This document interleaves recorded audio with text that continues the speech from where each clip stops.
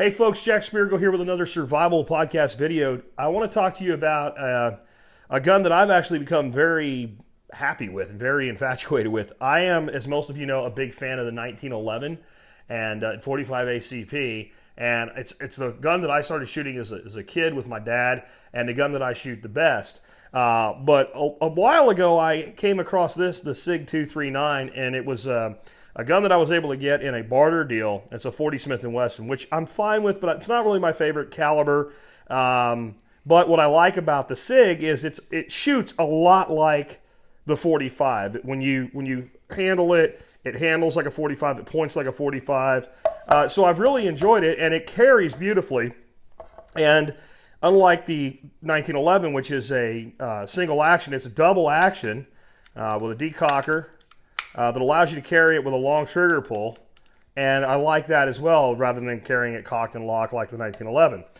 But again, I'm not a huge fan of the 40 Smith & Wesson. Well, my buddy David introduced me to another buddy named Toby, and Toby said, why don't you just get one of these? This is a 357 SIG barrel, and all you got to do is drop the barrel in. So we're going to show you how to do that today and turn this 40 Smith & Wesson SIG into a 357 SIG.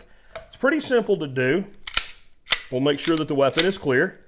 And what we're going to do is we're going to push the slide back until that little gizmo right there is in line with the release. And once it's there, we can turn it.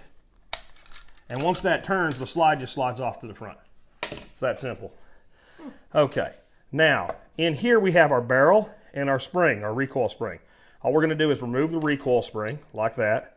And when you're going to put it back together, the side with the plunger goes up against the barrel, and the side without the plunger goes into the end of your barrel assembly, or your slide actually. Barrel just pops out like that. There's a 40 Smith & Wesson barrel. 357 SIG barrel drops in. Plunger in first, push your recoil spring in, locks up against your barrel. Come back to your pistol body, take your slide it on, push it back to where that allows your lock to come around.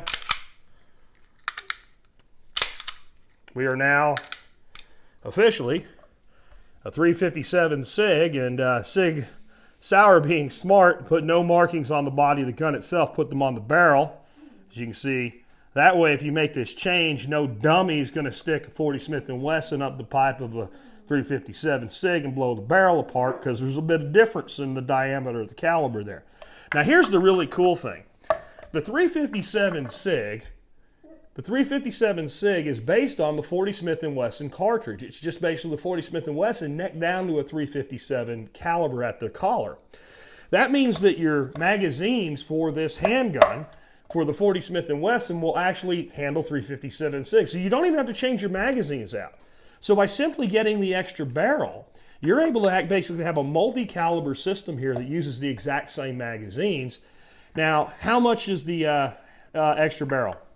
They used to be about 120, 130 bucks, and they were available everywhere. I kind of put off doing this for a long time. I think I'll get to it one day. I decided to get to it. Midway USA, Mid-South Shooter Supply, all those places that typically sell stuff like this, Brunel's, all have it listed as discontinued. I went to the SIG Sauer website, and they had it on sale for 180 bucks, and they said amount in inventory, 1. I'm like, oh crap, they discontinued it. I'm going to get the last one. And I was like, that doesn't make sense. They still have to support the installed base, with parts, but it wasn't available anywhere else. So I bought it, got the last one on the site. Today when I checked it, they had 7 in inventory. So I don't know if it's a completely discontinued item or if they discontinued it through the resellers, or the resellers weren't selling enough, so the resellers discontinued itself. I would say this though, if you own one of these and you'd like to do this conversion, please consider going ahead and getting it done. Because you can buy the barrel and stick it away, and I mean, then you've got that taken care of. I really want to tell you what, I love this gun, guys, and even as a 1911 snob, this is one of the nicest guns that I've ever shot. Can't wait to get out and put some rounds through it with the new stuff. I'm working on something for you guys in the MSB when it comes to ammo, special ammo. Well, you'll have to wait to see what that is.